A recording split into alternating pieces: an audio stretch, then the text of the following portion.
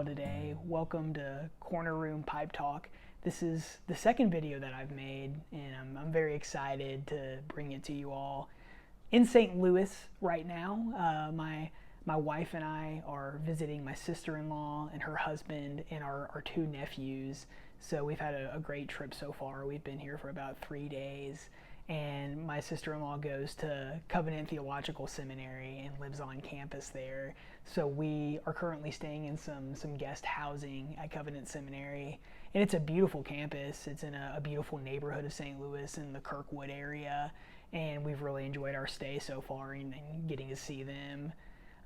As you could tell in the beginning of the video, took some video of the Arch downtown in St. Louis, and then some videos in some neighboring parks in the Kirkwood area, and there are some beautiful parks here. I don't think I realized just how nice St. Louis is in some of these neighborhoods, so we've been really fortunate to stay in a beautiful part of the city, and we've really enjoyed it so far.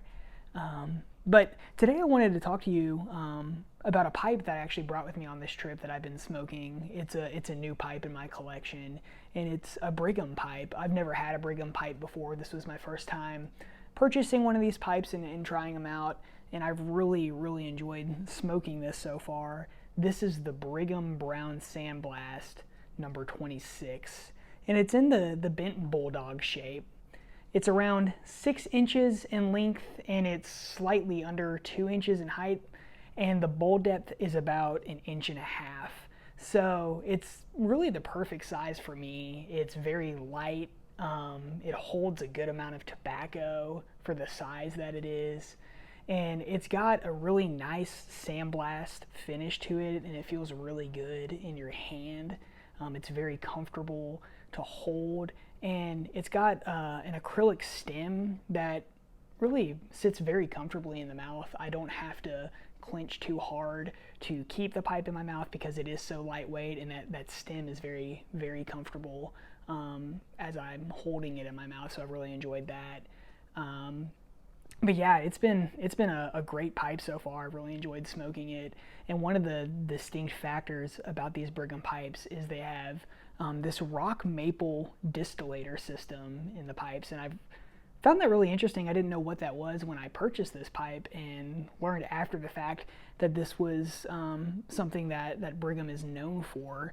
You can see here, there's this little package, and they're called rock maple distillators.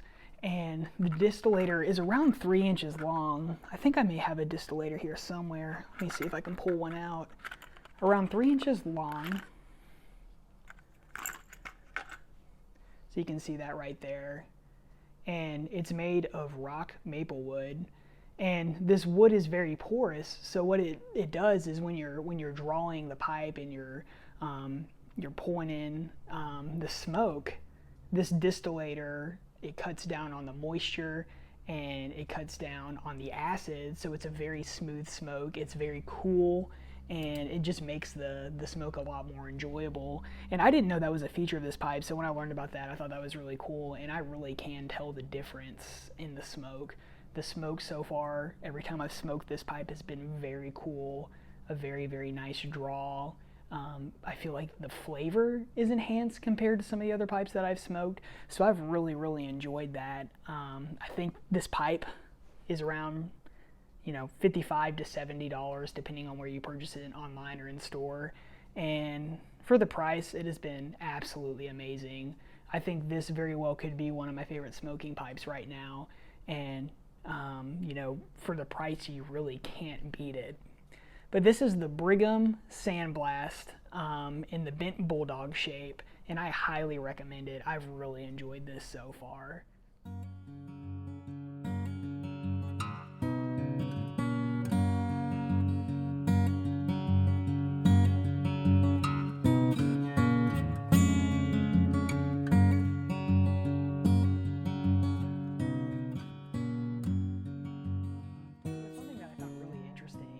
My wife and I were at the St. Louis Arch. There's a museum at the bottom of the arch, and there is a section where they have some pipes, and there were a few clay pipes from the colonial period, and then there were also some Native American pipes.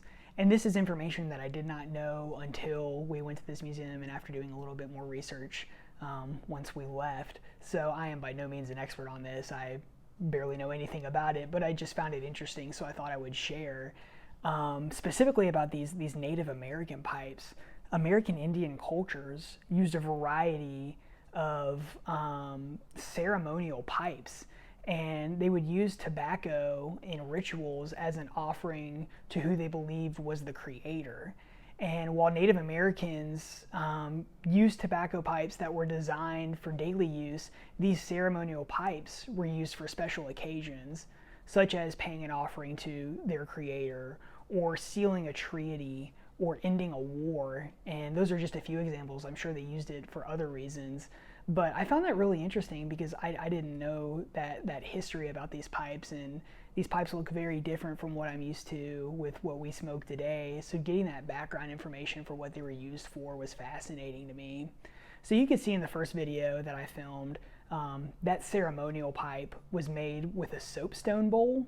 It had white wool yarn, horsehair, it had blue seed beads, it had eagle feathers, and then it had 2 brass bells, and those were used to decorate the shaft of the pipe.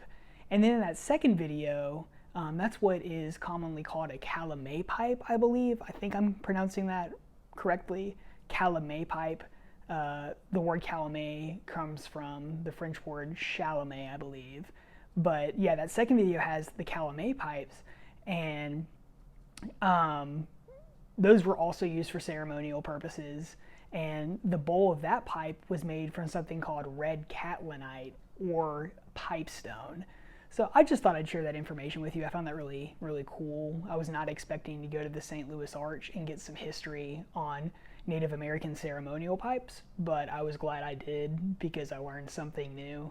And then you could also see some clay pipes in the museum as well, that I'll include in this video. So I just found that really fascinating, and I thought I would share that with you all.